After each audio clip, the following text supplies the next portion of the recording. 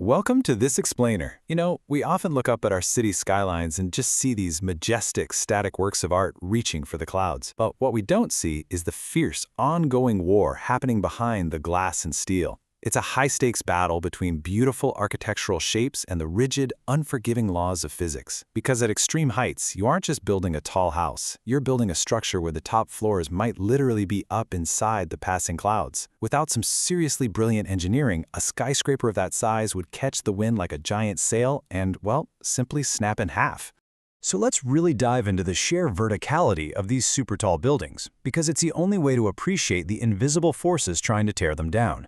When you're standing on the sidewalk staring straight up a glass facade, it is incredibly easy to forget that this structure is essentially a giant lever planted in the ground.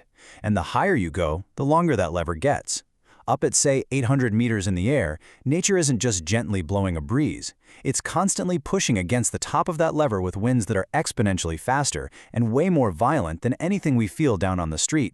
Here's the blueprint for our explainer today. We're going to kick things off with Section 1, the physics of tall buildings, and then move right into Section 2, the anatomy of a skyscraper. After that, we'll hit Section 3, the geometry of stability. Check out Section 4, global trends in supertalls, and wrap the whole thing up with Section 5, materials and structural skeletons. Think of this as our step-by-step guide, taking us from the raw forces of nature all the way up to the architectural masterpieces dominating today's skies. Okay, Section 1, the physics of tall buildings and their invisible enemies. We really have to start our foundation by understanding the abstract forces that make building these megatowers such a massive engineering puzzle in the first place. The crucial thing to understand here is that once a building crosses a certain threshold, specifically the super tall mark of 300 meters, the height itself becomes your biggest engineering variable. Engineers actually call this a height-active structure system. Think of it like this. Building a standard 5-story apartment is mostly about supporting the downward weight of the floors. But once you cross 300 meters, the building starts acting like a giant flagpole. Suddenly, fighting the winds sideways becomes the dominant, the most expensive, and honestly the most complicated part of the entire design. And here are the three primary antagonists causing all that trouble. First up is lateral drift. That's the wind and seismic sway physically pushing the tower sideways. If they don't manage this, the drift can literally make people living in the penthouses motion sick. Then we've got elastic shortening. Imagine a giant stack of kitchen sponges getting squished by a heavy brick placed on top. That's exactly what happens to structural columns just from the sheer weight of the building's own gravity. And finally, the P-delta effect. This is a compounding nightmare. Once the wind pushes the building sideways, gravity starts pulling that newly off-center weight downwards at an angle, forcing it to bend even further. So with these relentless forces constantly attacking the structure, how exactly do architects and engineers build a skeleton strong enough to survive? The stakes couldn't be higher. Failing to solve this puzzle doesn't just mean a cracked wall. We're talking about shattered glass raining down on crowded streets or total structural collapse. How do you keep an 800-meter tower from simply snapping? That brings us to Section 2, anatomy of a skyscraper and building the structural skeleton. To solve this monumental problem, engineers actually treat a super tall building a lot like the human body. Just like us, skyscrapers use a deeply integrated tripartite approach. You've got a base for firm environmental footing, a head or top for that iconic skyline identity, and most importantly, the main body. This main body is the absolute battleground. It acts as the critical interface between the internal structural spine and those intense ecological forces. The winds hitting this middle section aren't just passing breezes, they are near hurricane-force gales happening almost daily at that altitude, constantly testing the tower's endurance. Moving on to Section 3, the geometry of stability, or form versus function. If the internal structure is the skeleton, well, the architectural form is the skin, and its shape dictates exactly how well the building slices through the wind. Architects basically rely on 6 major aerodynamic profiles to manipulate how wind interacts with the tower: prismatic, leaning, tapered, setback, twisted, and freeforms. Each of these geometric skins plays a highly specific role in deflecting or absorbing wind. For example, the Burj Khalifa famously uses a tapered profile to smoothly step away from the wind as it climbs, while the Shanghai Tower uses a massive twisted shape to completely spin the wind right around it. And the trade-offs between these shapes are fascinating. Prismatic shapes, your standard boxy towers, are highly efficient, repetitive space savers. They are practical and economical to build.